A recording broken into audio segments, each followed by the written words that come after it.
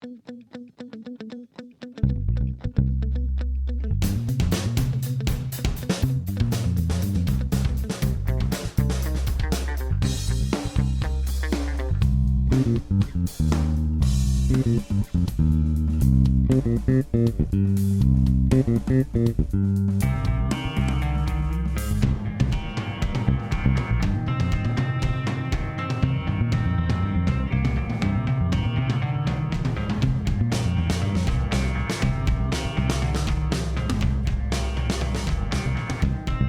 Sick. I didn't hear Linus at all. Uh-oh. Oh, God. What? God. Okay. Hello. Welcome to the Backmind podcast for 107. We're going to go with that number. It might be wrong. It might be right. But aliens, that's why.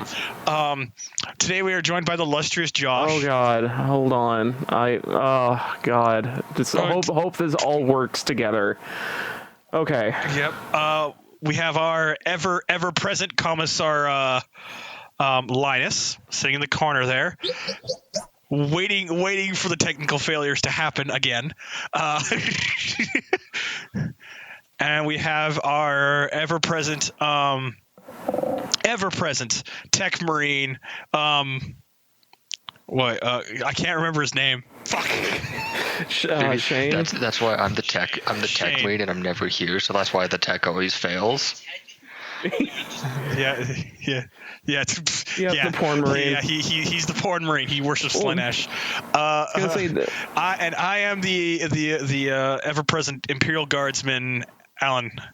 We are here today to discuss random shit because holy crap, we're like, man, it's Friday and we should do shit. We should do shit before Friday. We have a podcast to do. Yeah, exactly. And Jeff was like, hey, I'm gonna throw the keys to you, Josh, and see if you can put something together. I'm like, oh, this shouldn't be too hard. Oh fuck, I forgot about it. That's usually how that works. But don't worry, guys, I got duct tape. We can fix that. Oh, we can fix it. Whoa! Wait, you actually have duct tape? Yeah. Wow. Well, actually, it's clear tape, but I can make the sound effects just as well, so it's fine. Yeah. No, it's actually pretty funny because we were. Of course, I work road construction. I've said this multiple times on this podcast. I have recently just been paid. I now know I have a lot of money saved up. I'm actually very happy. I went to work today. We started work. Got to work, did all the work that we had to do for the day, and just as I'm leaving, I had a small thought occur to me. Why am I doing this? I'm miserable. Can't say. And then I heard the sound of duct tape, and I was like, "That's right," because any other job I'd do, I'd hear that sound every day. Oh God, I hate that sound. I won't lie. Essentially, yeah. No, well, not Vietnam. Cadia flashbacks. Cadia still stands, by the way. Hey. At work, we had one day where we were doing colored concrete next to just regular concrete. And colored concrete stains whatever it touches. Okay. And I heard myself echo. But it stains whatever it touches. So we're like, well, our clothes are gonna get dirty, but we have to protect the concrete. So we pull up all these plastic rolls of thin plastic, duct tape them down. I'm helping do this, and every 3 seconds, all I hear from behind me is of duct tape, and I'm just like, oh, Jesus Christ. And we did that for about 2 or 3 hours before we started pouring concrete, and I'm just standing I'm over the course of the day, I was just anytime I heard the duct tape, I'm like, I'm gonna get mugged. I know it's my coworker doing a thing, but I'm gonna get mugged. To me, whenever someone whips out the duct tape, that's usually the final solution, or the laziest solution, actually, to the final solution. Both the final and the laziest, because you're whipping out the duct tape, and you're like, this is gonna have to hold for now. Fuck it. We must secure an existence for our handyman in a future for blacksmith children. Yep. Oh my god. Yeah, that was. Jeez, no. Oh my God, Josh, I have to ask the question. Can you quote the 14 words? 14 words. Okay, never mind. Don't worry about it anymore. I mean, I've heard JonTron quote it by accident. He was like, because oh God, that was a funny podcast that happened on. They were like, oh yeah, hey JonTron, can you quote the 14 words? And they're all snickering, like laughing about like, yeah, he probably can't. And then he does, and they're like, JonTron. He's like, what? I was like, did I get it right? They're like, yeah. I heard shit. Does that make me? I heard Sky Williams quote the 14 words. Yeah. And he Oh he was God. like, oh God, I'm gonna have my black card revoked doing that. Yeah. I gotta get my black card revoked. Oh God. No, so yeah. What's everyone been up to? Besides me suffering an eternal pain of construction. I've been baking out in the sun all day for just throwing lumber into trucks and shit. And also, I found out my 3DS got fucking destroyed, or at least the LCD screen got destroyed, so I had to send that away to Nintendo. And that's... Hey, Papa Nintendo gonna fix it. Yeah, actually, I want to talk about that because the process of sending away something to Nintendo is kind of arduous, or at least I think that's the word, and really arduous and just overly complicated for no fucking reason. Because it gets to a point of like, hey, we need to. Okay, so you want to send your broken 3DS or whatever electronic you have of Nintendo's to Nintendo, and you're like, okay, well, I'm gonna pay the money, I'll pay the shipping, or whatever. I want this to be fixed because the way that your fucking system works is that if it, let's say I throw it in a river and I fish it out again and it doesn't work, oh well, you can't have your shit again because we think of the shit as toys and not fucking electronics. So it's like, oh great. But anyway, I send this away to Nintendo, and I pay the fines and shit to send that away. But the thing is, they're asking for their. In other words, Josh now sold this. Yeah. So now I'm like, okay, I'm waiting for this 3DS to come back. But they have a set of rules though you have to follow in order to send the shit out. And one of the set of rules was to have a list of shit in the box, plus your return address, plus your name, plus like just basically a big piece of paper with all this info within the box. And I'm like, wait, I gave you my info in the first place when I'm sending this piece of shit. Why do you need it again? It's like, God damn it. It's like, I'm sure they need some sort of way to track it, but it's like, couldn't you just give me a tracking number to slap in the box or something? But it's like, oh, whatever. So I set that shit up.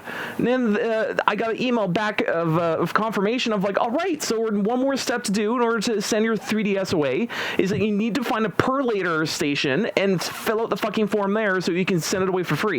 And it's like, oh, fucking great. Okay, fine, whatever. It's like this. It's a Staples. I can go there and just send it away. So I have to wait after work because I work fucking like about 9 in the morning and then get off at about like 5 or some shit. And then I go to Staples and because I'm so fucking tired, I kept screwing up the fucking form in order to fill it out. So it took me like 3 times so I could fill it out and give it to the fucking person and mail it. Oh God! And the paperwork was dumb too, because they had very specific rules of how to fill out the paperwork. So it's like, I'm surprised how I have to do all of this goddamn work just so I can send this piece of shit out and just get my games back. Because God damn it.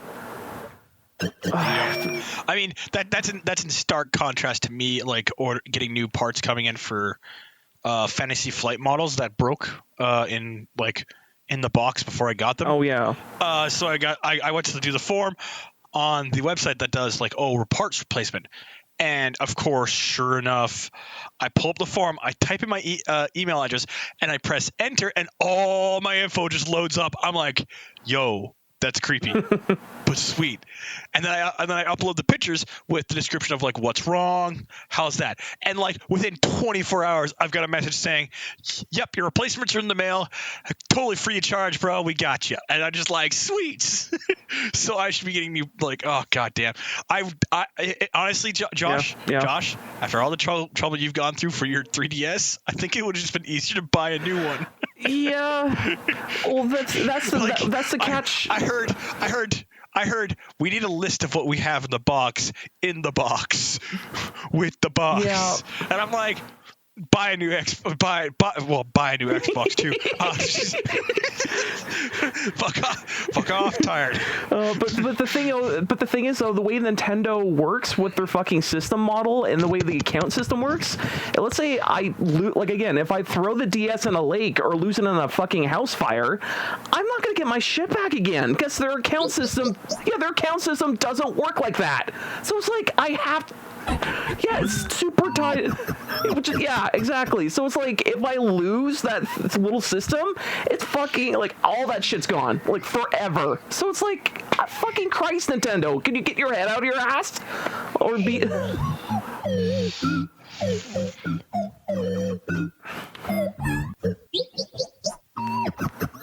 Yeah. Fucking. Yeah, because this sounds like they're trying to fix that with the Switch, but I haven't heard anything new about it or anything like better in any way. We're gonna fix the problem with the Switch, said Nintendo with every console they've released. Fucking like the Switch 3. Hey guys, we have a great account system now. We're just jacking the shit in our brains now at this point. So yeah, great Nintendo, thanks. Yeah, thanks. Yeah, we're just downloading in their noggins, so whatever.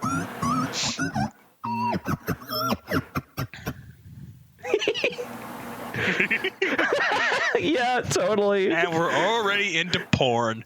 Jeez. Oh no, they have that like the nipple like what was it, the fucking South Park episode where they have the nipple things that rip down and they're just ripping their nips and like, oh yeah, tell us how shit our surface is. Oh. Fuck. Oh, punish me, baby. Yeah, do it. Oh, man, it hurts when I twist my nipples. It's hard.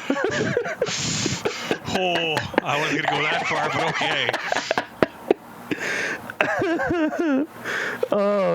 Hey, Shane, are you listening? Oh, yeah. Oh, that's good. Well, you want to talk about a topic you got or anything?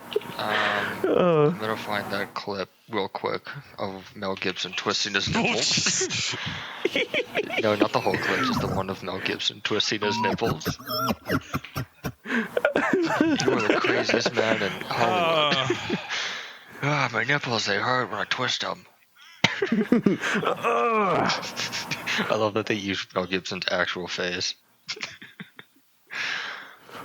What a fantastic show that was. Oh, it's so good. Freaking, nowadays Mel Gibson is just a crazy dude. Like, super goddamn crazy. What do you mean nowadays? He's always been a fucking lunatic.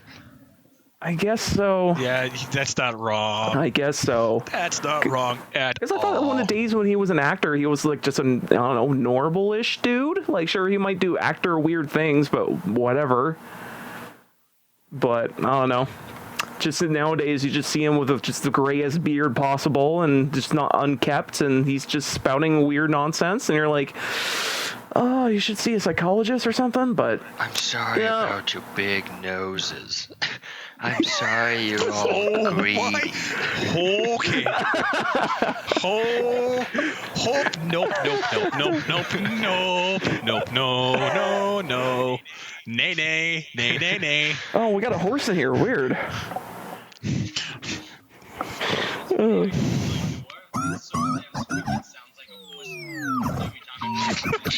Really? Great. You're welcome. Just every time I open the door. Every time up the door. Nay. Every time you open the door, instead of it like, it's just like, Jews. Oh my god. Or it's just, or every time you open the door, it's Mel. Like that wasn't even like, it wasn't the all of two, like we've been doing this for maybe 20 minutes now. Already we're in hell. No, we shouldn't rename this to everything possible but not the rails. we were never on the rails to begin with. No, not really. We're going down dirt roads. We're going through jungles. I mean, we're going through like caverns of the deep sea. It's a great adventure, guys. This is a great adventure. I'm really happy that you're with me here. Casually, you hear me in the conductor seat going, "I like trains, choo-choo, motherfuckers."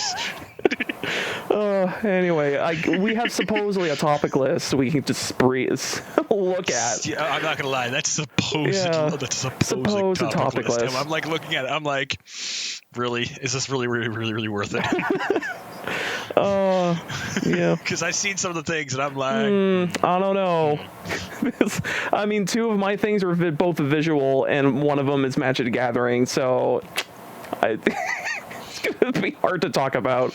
In other words, we'd be fucked. A little bit, except for my Magic the Gathering polls. At least I can describe how crazy I've been getting those polls. Although I bought a box of Magic the Gathering, so. That's probably. That sounds like a personal life choice. That is a bad time. No, actually, it was been pretty sweet because I got a fucking foil nickel bolus, which is pretty fucking hot. Yeah, that's right. That's right. You have your horseshoe up the ass. It's the perfect time. Now that we're talking about Magic the Gathering, I'm gonna go get a drink. Yeah. Like hard liquor or just like he's probably a regular old drink. I'll never tell. Probably hard liquor in all honesty. Hard liquor and cola, rum and cola, basic for me. I just got cola. I'm gonna be going to bed after this podcast. Surprise! It's late at night, guys.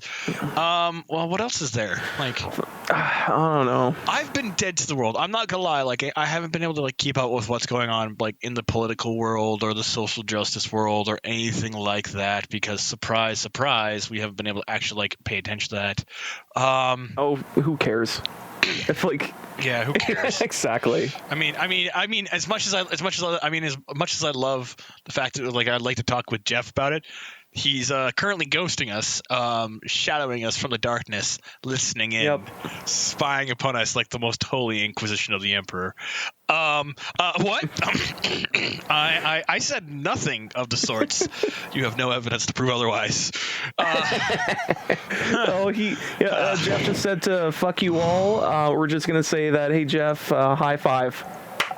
Yeah. Yeah. Clap in half. Yeah, high five.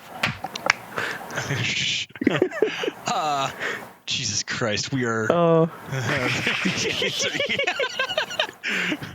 If you want to boot up your recording, we can sync you in, man. That's about it. I was going to type something into the chat, but I'd probably get placed on a government watch list. Okay. Me won't want to bow away from that. My memes are too spicy for you. If you put that in the chat and it's not, I look at it and go, nope, I'm gonna end the podcast by saying, bye guys. You won't hear from me again. It's all Linus' fault. Click. Then the government comes to Linus' door and go, I think we got the wrong number, and leave. No.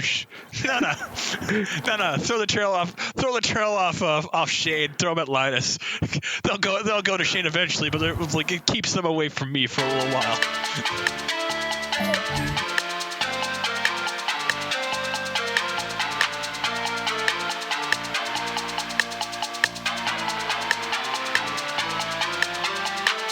Yes.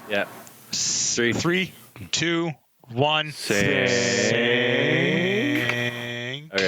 Okay. We don't need everybody to sink into that because we're okay. No, it's fine. But yeah, no. Now we have Jeff here with us. Everything now, sucks. The most holy the most holy Inquisition. I'm waiting for the exterminatus on my house at this point. You mean Chaos God, human who embraces the Chaos Lords and stuff like that? That's kind of me. To a T. Well, that's Eisenhorn. That's Eisenhorn then. The only god I worship is Instagram superstar Christian Burns. Nobody actually. No. Burn it down.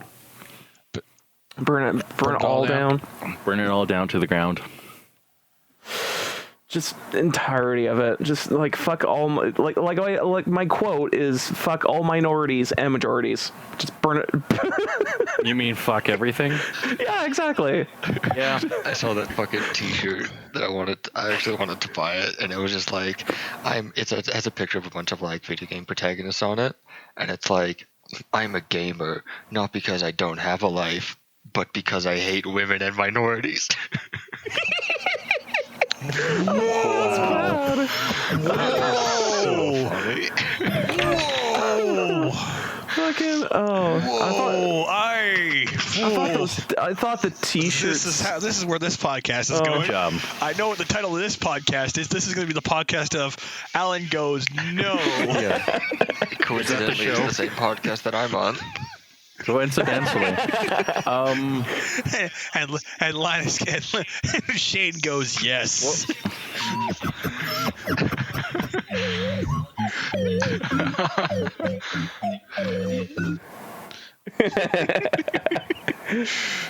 Oh God.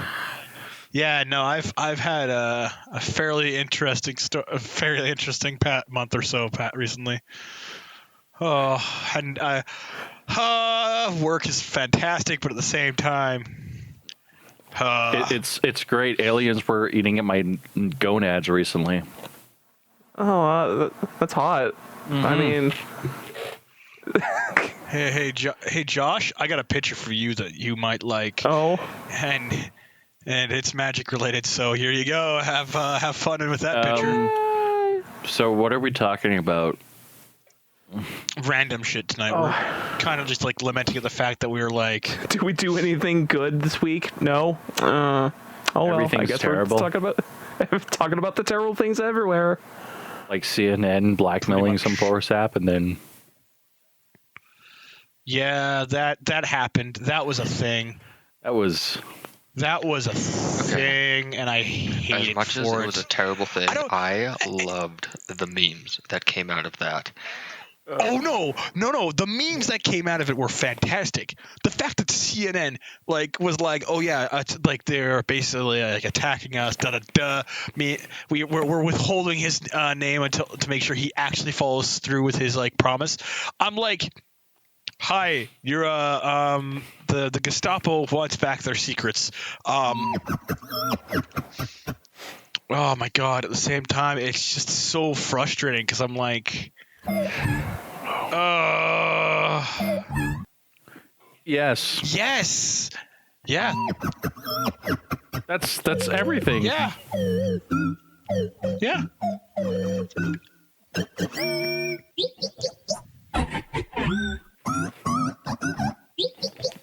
Yeah. It's Well. The other Oh, thing. The other thing is that it also goes against the First Amendment and free speech. Yep.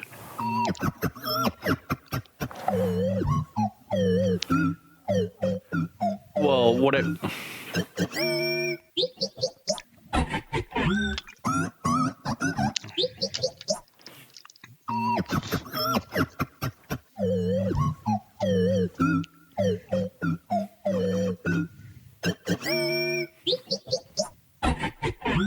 Yeah. yeah. They do need to change that and update it a bit.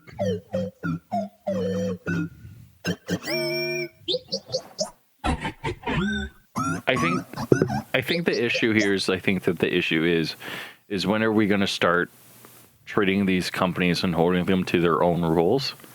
Because right now there's a playing game for everyone else where you can't say anything that goes against what they want you to say. And then there is everything else that they just do and willy-nilly get away with it. It's just stupid. Yep. Right now. Oh, we just need another civil war in the States, and it'd be fine. Yeah. It'd be all fine. Well, I don't. I'm not gonna lie. I joke about the fact that I want to see a civil war down in the States. I really don't want to see a civil war. It would just be the South destroying. It would be take the history books and then convert everything to South wins, and then you would get basically the Civil War. I maybe. again, I don't know how I feel about the fact that America going to a civil war because It would be terrible for us. No, it wouldn't. As a matter of fact, it would make the problem worse. No, yeah, exactly. In fact, it would be the main war will be about the rich versus poor, and the poor would be just so fed up, and they'll kill all the rich, and then it just get to a point of like, everything's just so fucked that it's not going to get fixed for like 100 years, like exactly that. So, yeah, that's exactly how it's going to go. Yeah.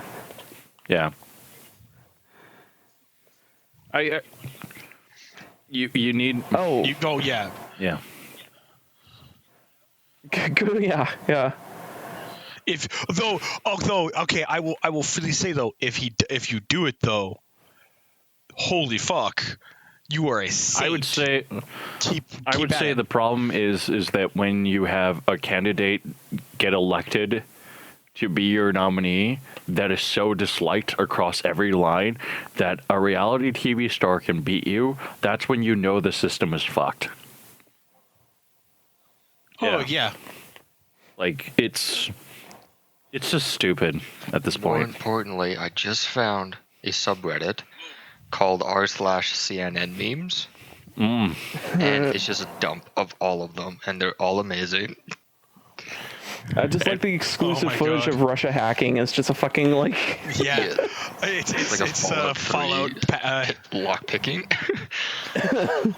Let's be honest here. We all know Russia was involved in the election. We just don't know to what extent. Okay, my favorite. No, yeah, it's all BS. No, my favorite. Hang on. My favorite hottest take of this entire thing was like, Putin was personally involved in the hacking of the U.S. election, and someone was like, Putin, we can't do this. Their firewalls are too strong. Move over, Sergey. It's my turn. No. Okay. So I'm gonna agree with Linus on this. The fact that Russia being involved is fucking bullshit.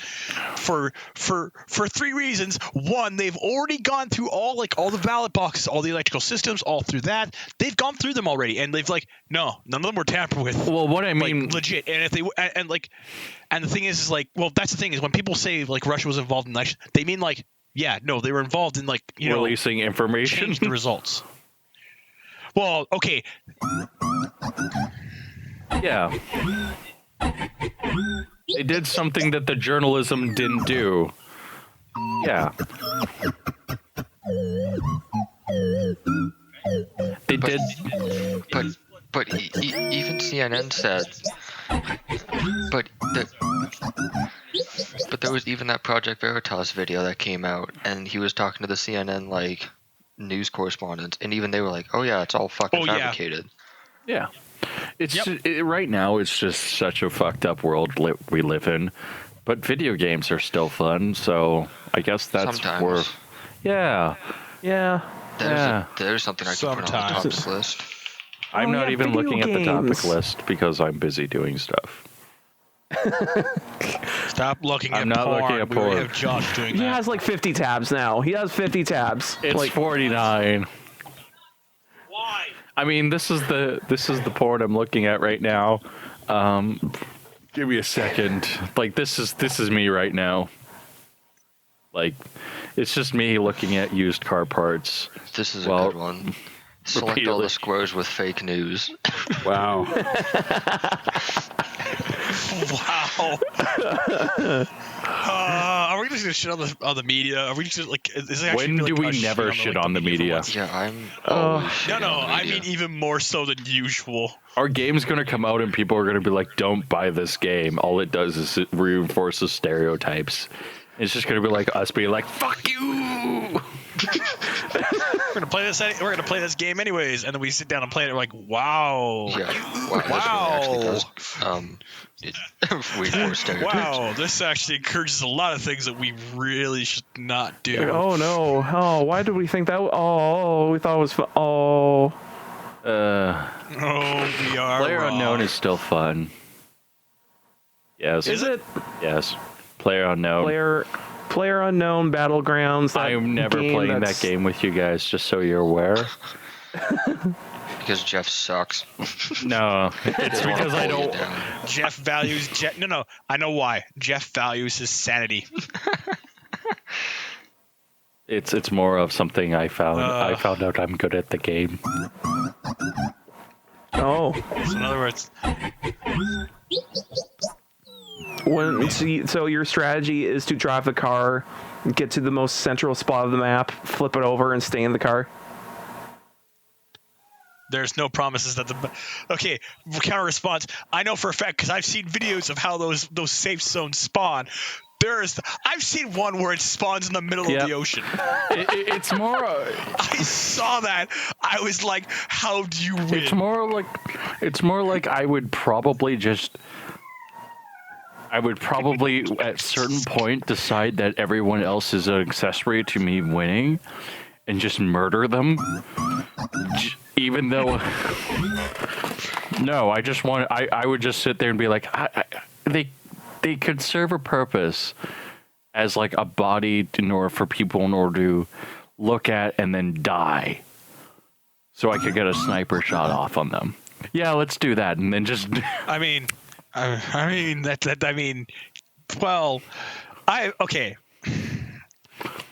You know what? That game is where like you come up with really stupid ideas and it works quite well. Like. You mean like, real life usually? It's like it's like at some point you go, man, I could just murder my team, leave them standing in the middle of an ocean, and yes, they'll die to an enemy fire, but you know what? At least I'll know where they're shooting from. Jeff, if you left your team in the middle of the ocean and they were standing, I would fear for my very life. Why are those bodies standing? Jesus, get out of the way. Fuck you, I am the way. Fuck you, I am the way. Courtesy of Jordan Peterson saying that. Fuck you, I am the way. Everything. By the way, I am loving that series that Jordan Peterson's doing right now on the biblical stories. That's a really good. I'm just not into religion, so I just don't care. I know, but it's actually like really cool to listen to because it's like he talks about like, okay, you know how I'm actually just use one real quick thing. When Adam and Eve take a bite out of the apple, what does that signify? What do you think it signifies? Porn, sex, drugs. Wow. No, I'd probably symbolize. Wow. Have you not listened to our show?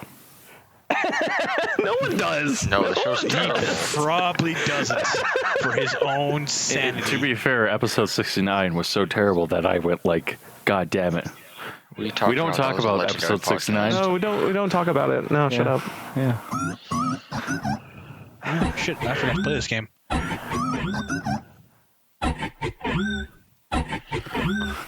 No. I still actually think one of my favorite images from the events of that is the fact that like CNN, like it's a picture of CNN like picking out a guy with a box above his name that says above his face that says "Little Troll," and CNN's like that. You better not do that again. And all the there's a huge pile of big trolls behind them leaning over CNN. It's like, is there a problem here? Yeah, but like episode 69 was worse. Like anyone who talks about episode 69 immediately has a hit on their list.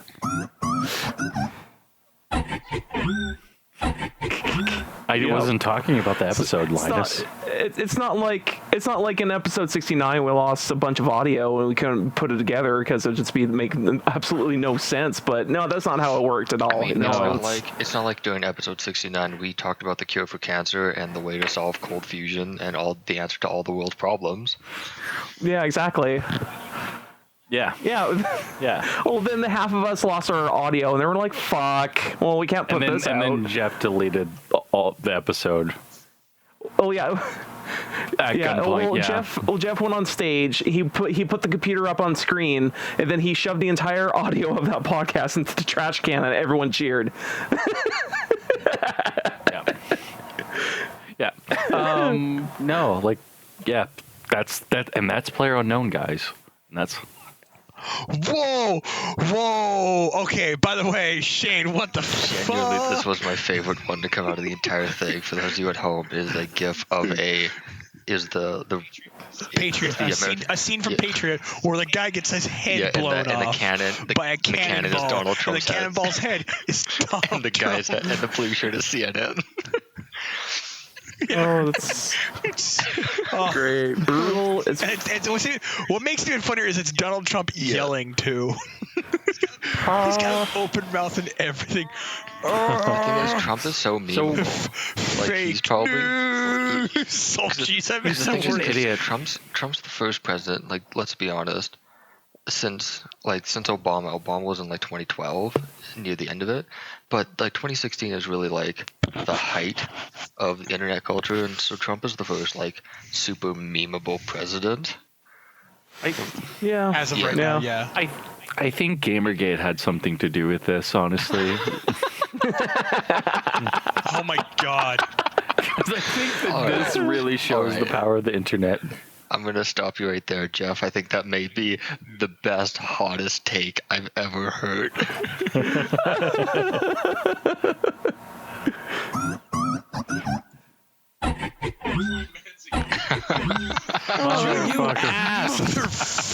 You ass. You should have said something. Okay. Whatever. Anyways, okay. Well, just restart your recording. And then we'll restart it and we'll just resync it one more time, and then if you die, then you die. I mean, it's gonna be a co-op RPG. As the pirate's code goes, those who fall behind stay behind. Yeah. In our next video game that we develop, we're gonna make a co-op RPG that if you got to make sure all your buddies are up there, or else if they fall behind, you're fucked. I just want to make a platformer where you murder everything. And everything dies. What? Mario? No. Mario. No, I want giant swords that you can impale into people. Oh, Andrew Jackson Simulator? Yes. Yes. That's perfectly what it is. Yes, only 10 times more violent. Yeah. That's one crazy violent game. Yeah. Totally crazy violent. I'm joking. I'm really tired, so I think we're all tired. Although I found a story, new story of what was this guy named, or this person, Alex Mercer. That name's Alex. Yeah. So basically, you mean Rick Mercer? No, hold on. Let me put this in the fucking Alex chat. Mercer's the main character of Prototype. No, it's this person who is actually been falsifying DMCA claims on audio from video games this person's been working on. And apparently this guy went off the deep end in the creative space, because he's been claiming that all this stuff is he haven't got paid for, and it's not lawfully used, and now he's just using the system itself as a weapon to get all this shit off. And now other people are going the fuck, you don't own this, you actually don't own this, and this person's just been doing it left and right. So basically now it's getting to a point of okay, I think it's a she, she's with this company, she's been on these games, you don't play these games, because she will just straight up, if she finds it, just DMCA, do a claim on it and just fuck up your entire, it can fuck up your entire channel if you're just not careful. So it's holy shit, this person is just off the deep end, and because of this, she'd be so much legal trouble that she will not have a life after this. No, it's something where you're going to. It's basically what she's doing is committing suicide. Yeah, straight, or it's career suicide. Yeah, political and career. So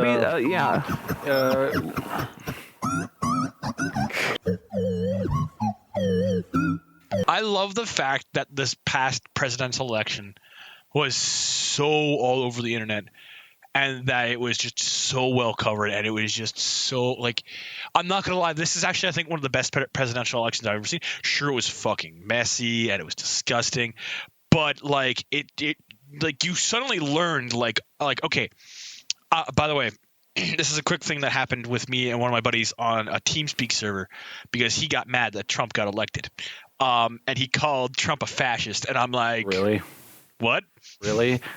And that was the moment I realized that a lot of people I knew were extremely left wing because they didn't know what a fascist was. Yeah, like I was talking about this to someone who was like super progressive, hippie, liberal kind of chick, and I was like, look at the bright side of this election. This was before the election, like the actual results came in, and I was like, more young people are into politics now than ever before. Like more people like in their 20s, in like their teens and like the early 20s, they're learning politics now.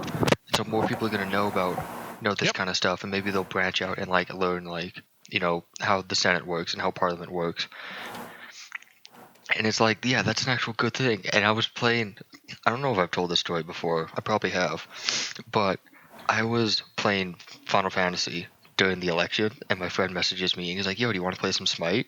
And I had Smite open on one screen and the like election map on the other screen, and I was like, this is the best day of my fucking life. And like it started, I had like half the screen, like full screen Final Fantasy, full screen election, and by the end of it was like full screen Smite. And then like the top left corner of my screen was Twitter, the top right was the election map, the bottom right was poll, and like the bottom left was like news coverage. And I was just like, these people look like, or no, it was Facebook in the bottom corner, because my Facebook was just like super liberal people, and they were like miserable and genuinely upset and like, I'm terrified of what's gonna happen. And Twitter was just like, holy shit, this is actually happening. And then poll was like crying, and they're like, guys, we did it. You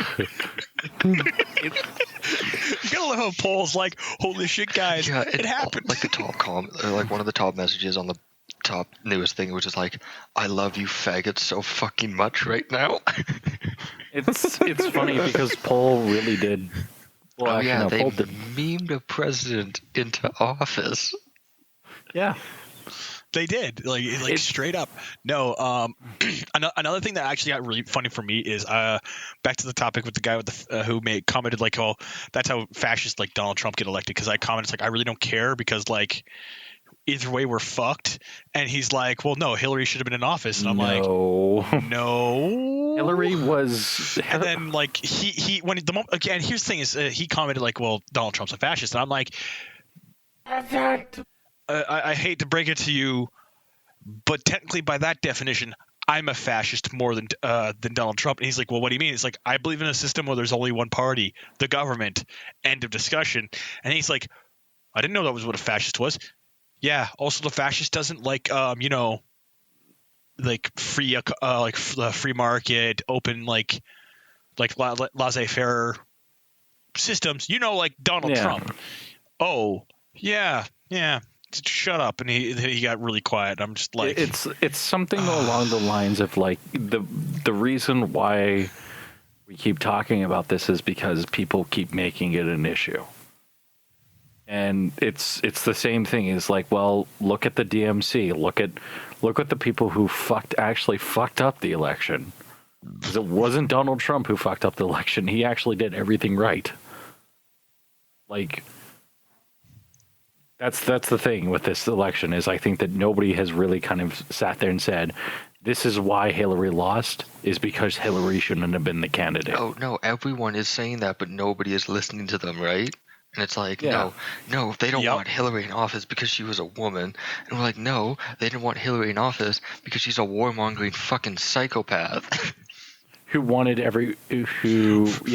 exactly. Oh man, we also didn't want Hillary in office because holy fuck, was she crazy? I like self. Like I won't even lie. Like holy cow, dude. Like I know. Like I will freely say this actually right now that like Hillary could have been a good presidential candidate maybe 10 years ago. Not anymore. Yeah. I'd say when it wasn't as powerful. Yeah. Nowadays it's just like you don't win. Oh yeah, Well, everyone was posting shit, and it's just like, look at this thing that Donald Trump said that Hillary thought was abhorrent. Let me check real quick to see if Hillary's ever said that, and she has, and she's called for like a wall and closed borders and a war and nuclear first strike and all this shit, and then Donald Trump says it, and he's like, yeah, that's a good idea, and she's like, no, that's a terrible idea. You're fucking stupid. No, I think a lot of people were like, I think the thing that really bothers me is people are like, well, he's being such a hypocrite with his, you shouldn't like actively make a strike into like a country without Congress's approval. And while I agree with that, I kind of stop and I put my hand up in front of them and I go, okay, just a really quick point to make here about this, lads and ladies. Your leader that you guys so willingly proclaim would have been better than Donald Trump would have probably launched a nuclear strike at Russia at this point. Yeah.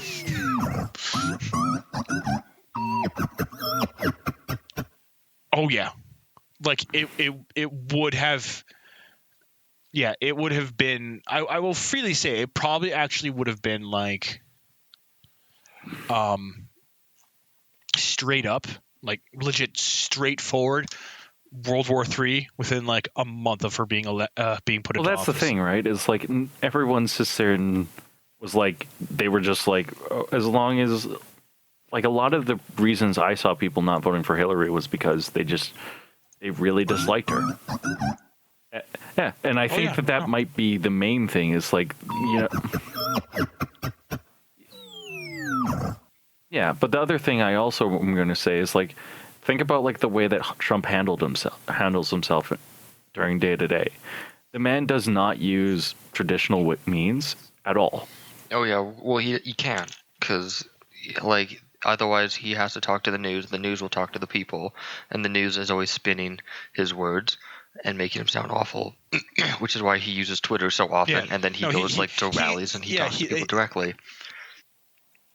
Yeah, and another thing is the fact that like I'm not gonna lie, like he's actually like the old style of presidential candidates, like from like when from the time of Jefferson, Aaron Burr, Washington. Like he actually goes out and talks to people.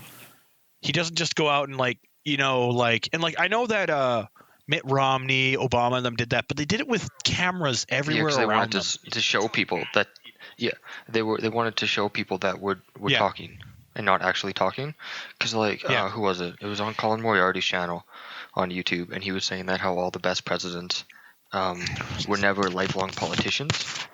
They've always been like soldiers in like the military, and they wanted to change. They wanted to change the country for the better.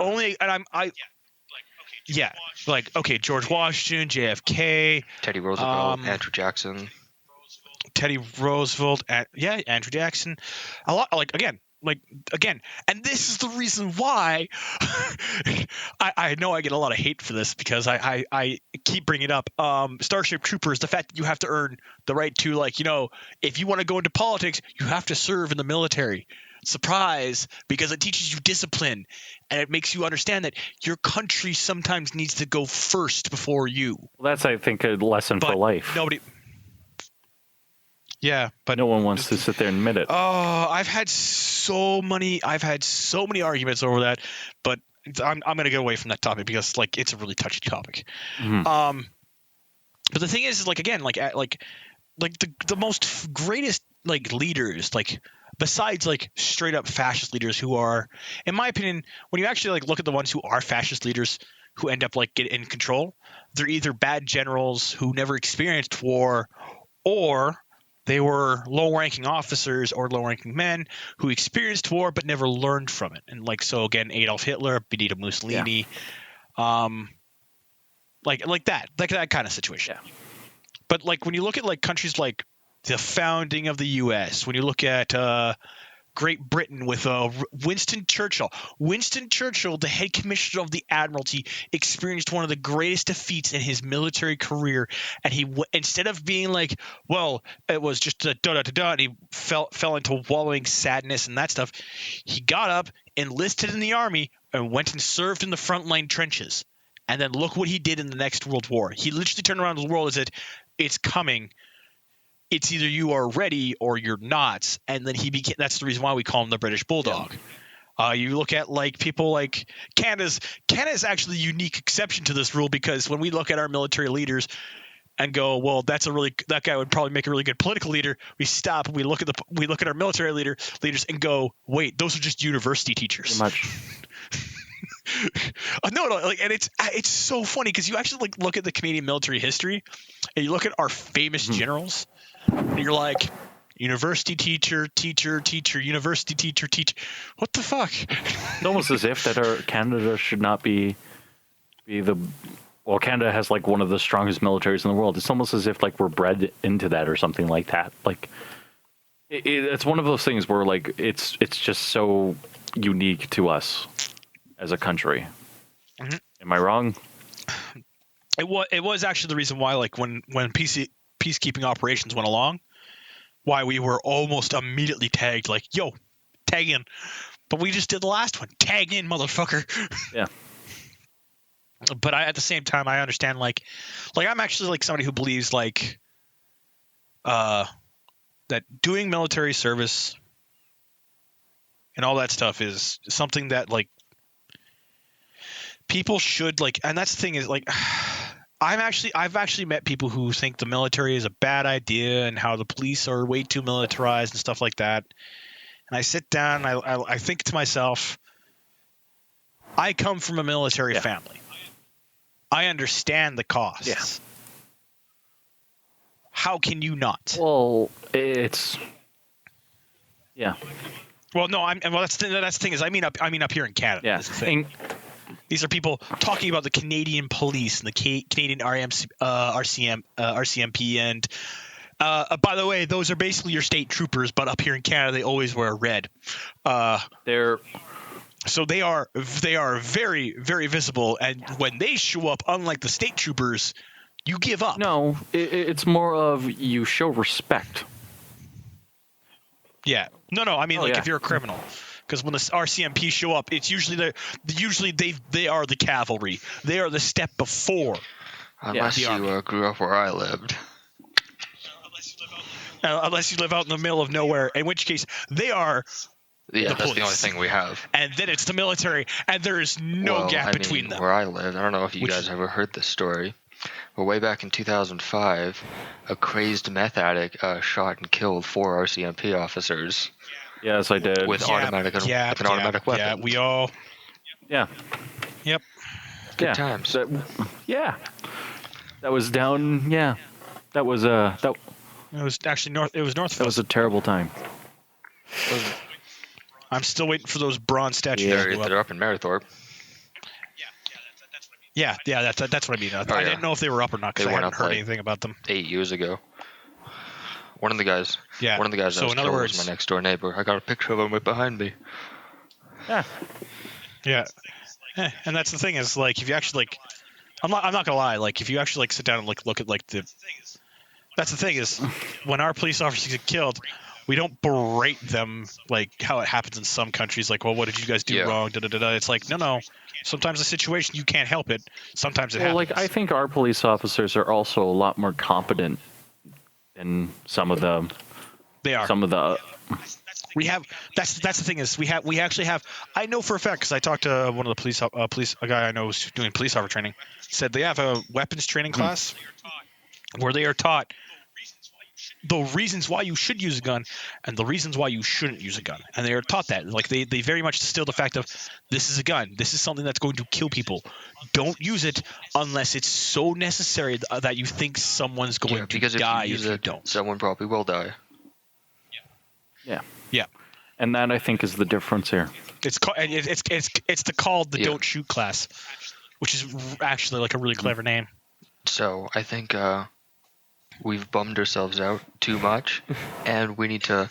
But on the topic, on the topic of great debates in human history.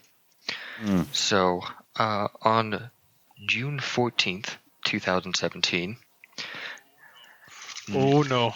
Keep going. A man. I am going to slaughter you, Linus.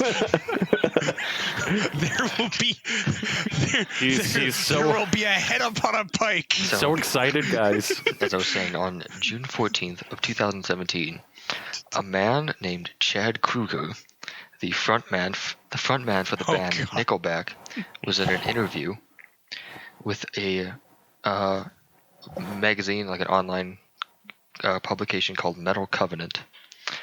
And during the interview, Kroeger, talking about his band Nickelback, said, quote, "I can't think of another band that's as diverse as we are," end quote.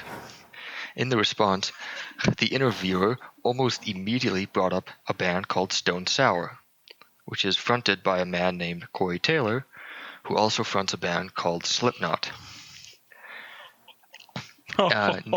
Kruger's response was that Stone Sour was trying to be Nickelback, and said, quote, "Show me, write me, write one. I have yet to hear one good song. They're okay, but they're not as good as Nickelback. They sound like Nickelback light," end quote.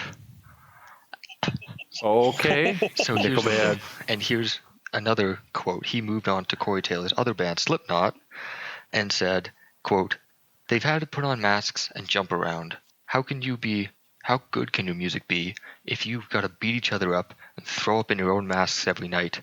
Music shouldn't come with a gimmick. Music should be music." And Taylor got tired of sitting behind a mask. He wanted people to know what he looks like, so he started Stone Sour, end quote. So to clear this up, he said that Slipknot wasn't good, so he started Stone Sour. The interviewer pointed out that Stone Sour was founded 4 years before Slipknot was. And 2 days later, after that, Corey Taylor responded to Chad Kroeger and said a few things. And the thing is, I like how you say that, a few things. The thing is, Chad Kroeger was just like, "Oh, I hope this doesn't come off as too offensive," right? And this was on a website called Consequence of Sound. The second article, which I'm going to read, is off on a website called Spin, and it starts with a preface that says, "Warning, this article contains harsh language," because I've talked about Corey Taylor in the past. He's one of my favorite singers, one of my favorite performers, and he is a vulgar son of a bitch.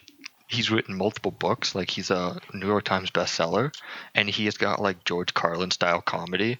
If you want, go buy, I'm going to say this again, go buy his book. It's called You're Making Me Hate You. It's so fucking funny.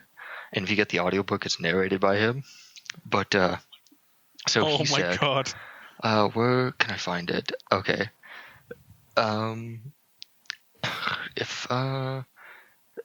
Taylor began by contesting a few of the really nasty things Kroeger claimed he said about him in the press. He said, "Oh yeah, this is what he said. Okay, so Slipknot and Nickelback were both set up by Roadrunner Records back in 1997, on the same year. And Corey Taylor went off like crazy on Nickelback when he responded, because he was like, so the thing is, Slipknot is super vulgar, it's violent, it's brutal, and it's not for people. Like, they're not putting billboards of Slipknot's next album, on any billboards. And so he's like, they took all the money that Slipknot made by themselves, because they had to promote themselves from scratch with no publicity at all. They had to do it all themselves, and they took all the money that Slipknot made and gave it to Nickelback to advertise them, because they're like a more family-friendly label. And then he went off and he says, "All I know is that I've been voted the sexiest man in rock and roll back when I was wearing a mask. You've been voted ugliest man in rock and roll twice without a mask, so stick that up your ass." And then he also claimed that Chad Kroeger has a face like a foot. And then he concluded with the phrase, quote, "Dude, curl up in your bed with your Hello Kitty pillow and fuck off," end quote. And to make things better, someone tweeted at Smash Mouth and was like, "I want to know Smash Mouth's response." And Smash Mouth responded, saying that, quote, "We can see what Chad is saying, but Slipknot has more than pulled it off. It feels authentic. They nailed it. They are American icons," end quote. So Smash Mouth apparently are huge Slipknot fans. And I read this, and I'm like, this is the best thing I've ever read in my life. Because then it just gets better and better as it goes so funny, on. But like, I was reading this article, and I was like, Chad Kroeger is so delusional on so many levels. Because the thing is, I don't know if you guys ever listened to Stone Sour or Nickelback, but what he's saying is the exact opposite. Like, Nickelback is Stone Sour light. I don't know how he could come up the other way around. Like, he's insane. And I remember watching an interview with them years ago, and Chad Kroeger was like, oh, we get a lot of hate from people online and stuff because they think our music is really shitty. But we take the piss out of ourselves more than anyone could possibly take the piss out of us.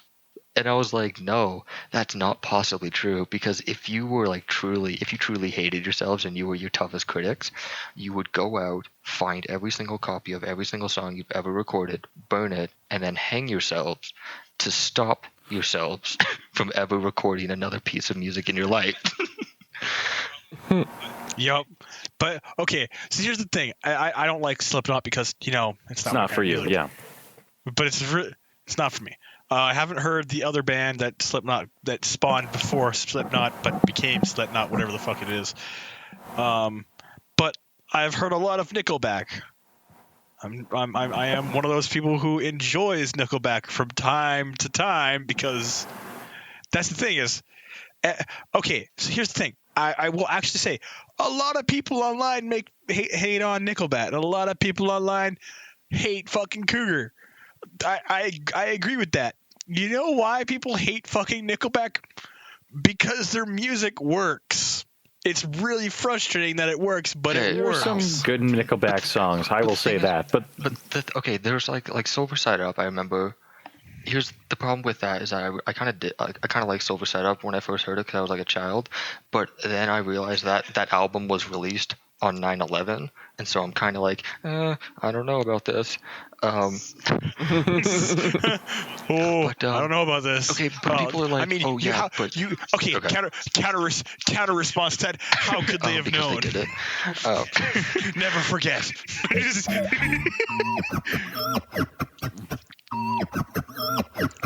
Yeah.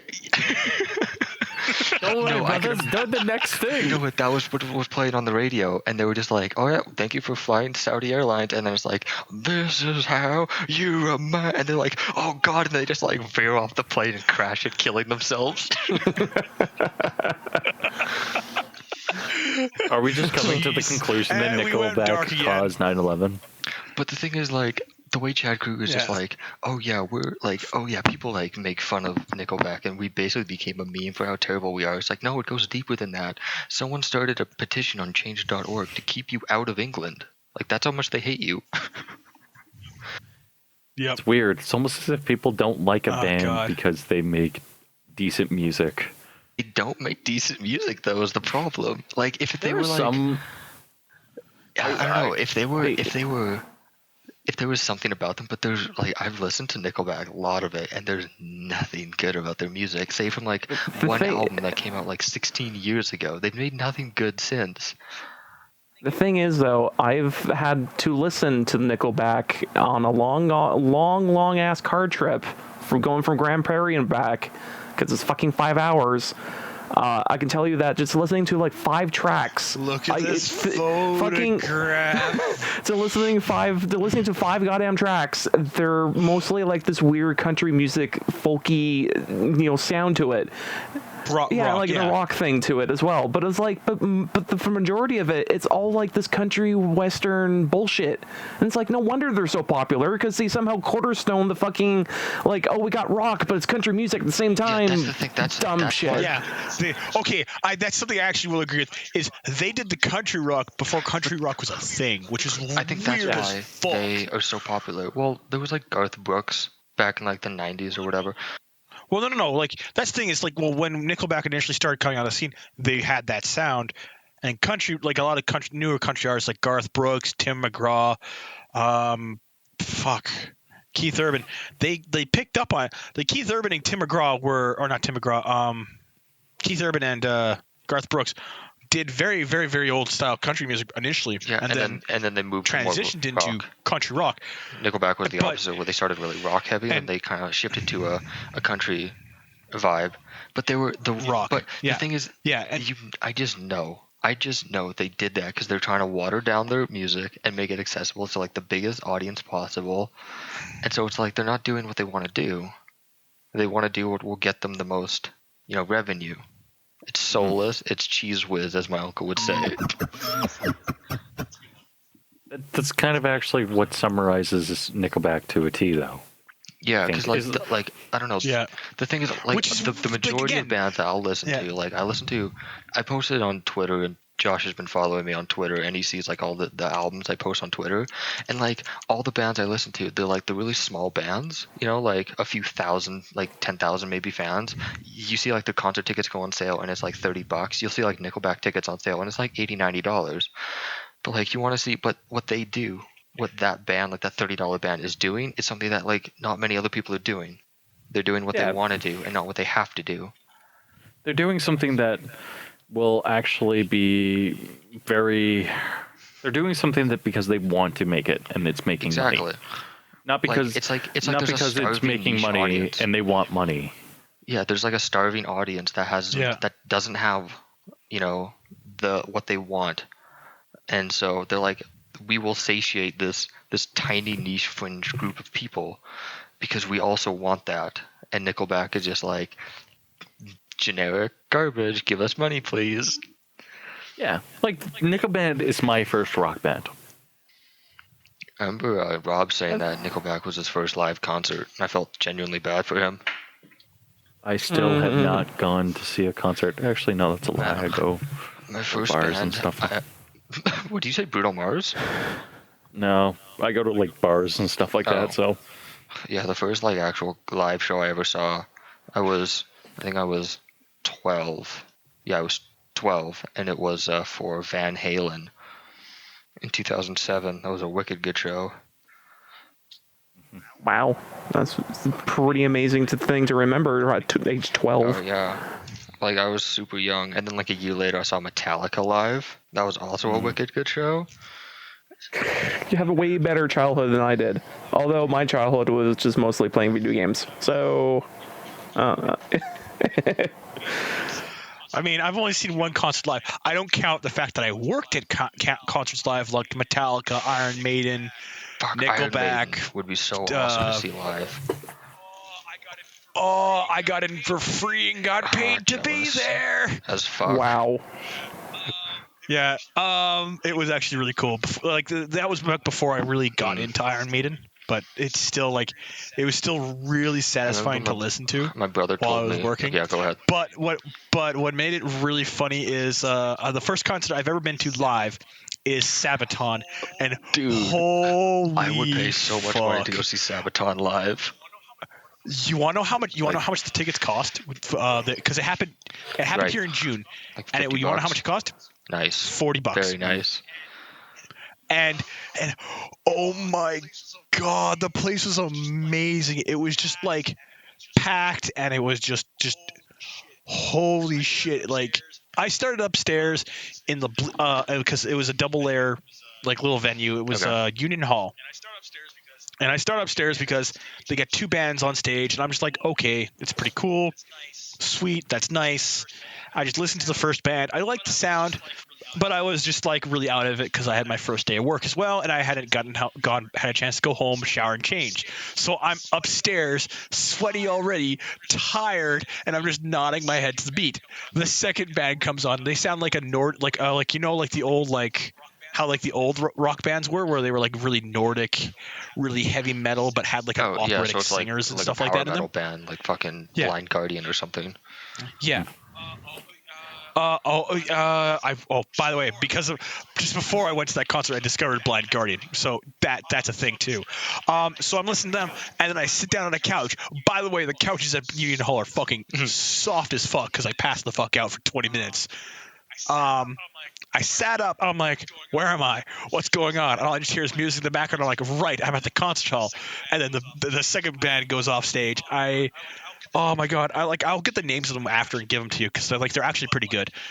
But I spent 30 minutes mulling upstairs waiting for Sabaton comes on, and then the cover song that they did for In the Army Now starts playing over the speakers, and I'm like, sweet. And all I just hear is the music just dims down, and all you just hear is the crowd just spewing it out with them, and I'm like, oh, this is gonna be amazing. And over the course of the concert, when a Sabaton starts coming out, everyone's singing that's with them. metal. There's a point where oh yeah, that's the thing is there's a point where the singer just stops singing, he just holds the mic out, he's just like go for it. Yeah, so I have the ticket list, and it says Sabaton with special guests Leaves' Eyes and Battle Beasts, which are two fucking great bands. Those guys are. Leaves' Eyes. Those two that was both their first time in nice. North America. Yeah, because they're from Finland or something. And it was great. Good bands. Battle Beast especially. But no. So I think my favorite thing is I had moved downstairs. I was in the middle of the crowd, and then they sent out a question of, so we have a question: who here likes democracy? And there's a very weak cheer because we had just come out of, I think, one of their more hard fast-paced songs. I can't remember which one, but it doesn't matter because and he's like, I thought you guys were Canadians. I thought you guys liked democracy. Who likes democracy? Okay, first question. Gottmit, Uns, or Poltava? And then everybody just shouts at what they want initially. And it's like, okay, stop. We're gonna do this properly. Gottmit, Uns. The crowd cheers. Poltava. The crowd cheers. We're going to go with Gottmit Uns because it sounds better. Second question we're going to ask you guys. Do you guys want it in English or in Swedish? And the crowd cheers. And it's like, okay, again, we're going to do this the proper way. English. And there's one guy. I swear it was one or two guys. All you hear is, yeah. And then the crowd bursts out laughing. And he's like, are you guys do you guys not like your own language? It's like, no. Can you guys all sing Swedish? He's just like, well, I guess we're doing this in Swedish. That's amazing. He had the look on his face. Of Jesus Christ, I love this country. And because this is also during playoffs week, so he was actually, they were keeping us up to date with what was going on in the game too. Because oh my god, it was just it's yeah, we know you guys beat our asses every time we play hockey in the Worlds and stuff like that. But hey, well, at least we know we know why you guys are so damn good at it. You guys didn't live in a world of ice. I fucking love Sabaton so much. I started listening to them a lot. I started listening to that at work. I made a playlist and I listened to it in the morning before we opened the store, and it was just me and my supervisor, and I'm just blasting Sabaton. And at one point I looked at my supervisor, I was like, man, these guys really fucking hate Nazis because all their songs are about World War II. Yeah, I know that album. Oh yeah. Well, no. Yeah. Well, that's the thing is the more recently they've actually been getting more and more into neutral territory with that fact. With the soldier of three armies, which that's a great song. Jesus Christ, that's I haven't listened to song. that yet. But also they came out with and they've also come out with Iron Hearts, which is talking about how the Wehrmacht are just straight up no, we got to get people out of Berlin. We're gonna create a corridor to get civilians over to where we need them. We are literally going to risk our lives. And it's yeah, no, this is a situation. Surprise, surprise. They've been actually pretty neutral as of recently for because they at least acknowledge the fact that yeah, no, the Nazis are bad guys, but it was a question it's a question of who was the bad guys. Was it the soldiers or was it the people in charge? Yeah, and that's a song they also make in another song, which is Wehrmacht, which is the actual song's name. They comment straight up yeah, no, the madmen were they men of honor who lost their ways, or were they just madmen who's lost control? And that's the entire question of the song. And I'm like, this is amazing. Well, the thing is, I think the First World War, it was definitely the men in control because there was the Christmas Treaty of 1914. But then World War II was definitely a lot more nationalist, and people were like, I love my country and I'll do anything to save it. And then, they would gas the Jews. Yeah. Yeah. Yep. It's similar stuff that we see now, but more with ideologies. And I think that Sabaton is one of those bands where they kind of hit a chord, and they're very good at... Oh, yeah. I remember watching a documentary on power metal throughout history, and they were the thing about power metal is that its core audience is like Finland and Sweden and these countries, and English isn't their first language. So when you listen to power metal songs, they're always in English, or they're mostly in English, but it's very simple lyrics, so that the people who don't speak English can sing it very well. And so that's why it's just like, it's very clean vocals and like very loud and high pitch and like simple, and then the guitar and the drum, like all the instruments are just fucking insane because that's the only thing that they have. Like they took the heavy, lyrics out, and they had to put it with like clean, simple lyrics, and then they just destroy on the instruments. God bless power metal. Oh yeah, that's the reason why I've started again. That's the reason why I found out about Blind Guardian. Because so funny story about how I found out about Blind Guardian. I found out about a song called "Children of the Smith," and I recognized it. I'm like, wait, isn't that the title of what the dwarves call themselves in the Dwarves series, which is like a novel by a German author? Yeah. Have you read all the books so far? At least book 1. Yeah, because there's 4 books, I think. There's 4 books with I think the 5th coming out here soon. But so I found out that then of course there's the Children of the Smith, which is by Blind Guardian for a game that's based on the book. I was like, the Inception is real, and then I started listening to Blind Guardian, and I'm like, I'm gonna go buy this. I'm gonna go buy the album of the Twilight of the Twilight Realm, or whatever it's called, the Twilight of the Gods. Fun anecdote. In our Dungeons and Dragons campaign, my brother, he's playing a paladin, and his paladin is a knight of Tyr, which is like the Norse god of justice. And so I was like, there has to be some like songs about Tyr, and I found this band called Tyr. And so my character, who is a bard, whenever he inspires him, he sings "Blood of Heroes" by Tyr, because it's just the right thing to do. I got an interesting side story of how I even remotely found power metal in general, or even Blind Guardian. I was playing a Flash game when those were still around, and I found the Newgrounds Flash games, or not Newgrounds, the Adult Swim Flash games, and I was playing Robot Unicorn Attack. Yep. Now the thing was, I'm playing the original, and I'm like, oh, this is a stupid soundtrack. It sounds good, and you feel like you're a unicorn going through the scenery, and it's the one button clicker game for like a cell phone. So it's like, oh, this is fine. But it turns out within the sidebar of you playing this game, there's like, oh, you want to play the heavy metal version? I'm like, oh, well, let's try that one out.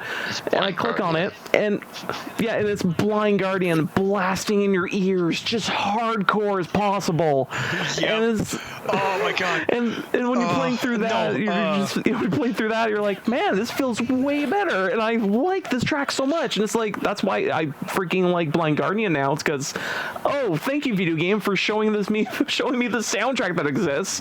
Like, oh.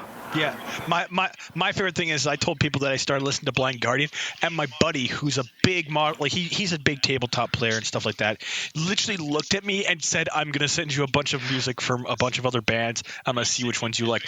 And he sent me Epica. Oh my god, I gotta fucking look him up now, because like, Jesus Christ, like it's like legit. I was just like, wow.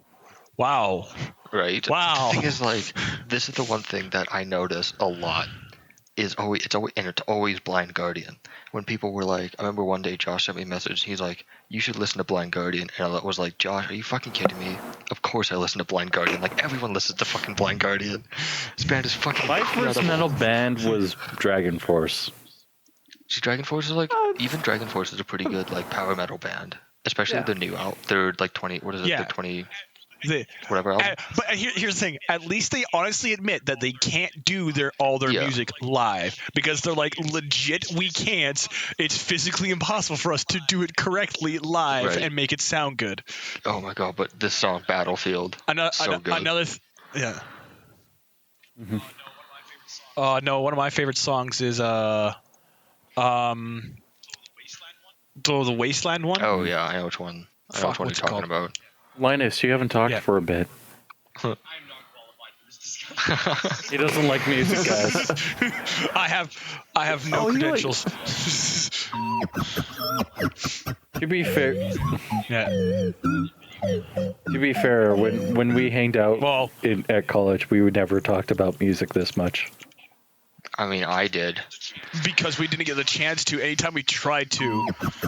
Yeah. Well, I remember like because I sat in class and I was sitting next to Ryan, and I always had my headphones or like my earbuds in or my headphones on or whatever, and I was listening to a song called 7 Days to the Wolves by Nightwish, and he looked at me, and he just looked at me and he gave me this really weird look, and he's like, "Did we just become best friends?" And I was like, "Fuck yeah, we did." No, I think my favorite response is I was sitting down, and Christina, Jeff knows her, was sitting across the table from me, and she hears me listening to Sabaton, and she's like, "Hey, do you think I get the albums for that?" And I'm just like working on a really hard project. I'm focused, and like all productivity goes from like 120% to 0 in a second. I was And like, also, what? it was Ryan and Michael and Tristan that introduced me to Ailstorm, and I haven't been the same since. Ailstorm is Ailstorm's pretty amazing. good. So I was like, I was in bed one day and I was just like, I want to listen to some power metal bands, and then I was like going through like Blind Guardian and all that stuff, and I was like, I want to listen to some like folk metal bands, and so I went through like Corporate Colony, and then I went to Ailstorm's like Spotify page. And by the way, another band you should listen to is Tessaria. Tursia. Oh yeah, I've got Tessaria. that. Okay, no, because hey, I know for a fact some people have not heard of them. But So I that's went to kind of the reason why I'm like Ailstorm's Spotify page, and they just put out a new album like recently called No Grave But the Sea, and I was like, fuck yeah, I love Ailstorm. And I went through, and one of their songs is called Fucked with an Anchor, and I was just like, okay, I have to listen to this one.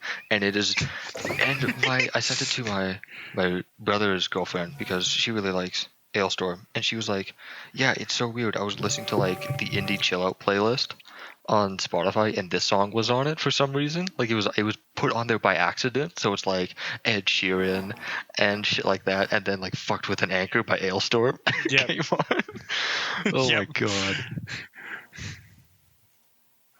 No, I think my favorite one is of course the one I sent earlier in chat, which is Ailst. You are a pirate. The fact that they took the meme and made it a song in their album makes it even better. I'm just like, it's just like Ailstorm will go out and find any song that's even remotely related to pirates or the sea, and they'll do a cover of it. Like there's an Ailstorm cover out there of In the Navy, and it's fucking incredible. Oh my god, you must link that to me in private chat now. I hope that's on Apple Music. No, I'm actually just... It should be. Oh, it probably Apple is. Music takes music from everyone's phone, so it's terrible. Yeah. No, what is it? My buddy, he linked me a bunch of of course, a bunch of the bands he listens to, and I'm just sitting there and I'm listening to I think it was Epica, because all I'm just listening to is I'm listening to them speak, and I'm like, I know this band from somewhere, and I go into my favorites and I find this song that's called The Last Crusade, and I'm just like sitting there like, I've listened to this band before. I am disappointed in myself for not realizing it. Anyways, so but by the way, we have gone for now almost an hour and 45 minutes. So we want to just wrap this up because I think this is going to be the shit show episode where we talk about things we liked, things we find sad, things we found. This is the feels episode that Jeff joined in halfway through. Yep. Yeah. Not even. Should I do it or should Allan do it? Each. Yeah. That's good enough. Yeah, that's pretty. That's usual. All right, this is the Black Mind Podcast 107, I think, maybe. Mm-hmm. I am joined by our illustrious Josh. Don't worry, our resident commissar. I got the duct tape. Linus. I'll tape this shit up right now. I'll tape it up. Our great Inquisitor Jeff, and the Adeptus Mechanicus member Shane, and then of course me, the Imperial Guard commander. Who we mutiny against all the time. Have a good. I'd like to leave you all with a quote from our favorite band, Ailstorm. It goes, and I quote, "On a dark moonless night, when he least suspect, we'll creep up behind him so hard to detect. We'll bring out our anchor by the light of the stars and shove it inside of his big fucking ass. There are a great deal of questions to be asked. That was a pun, and I feel real bad. Oh no, I'm rhyming. I'm done. We're done. Good night, everyone. The podcast is.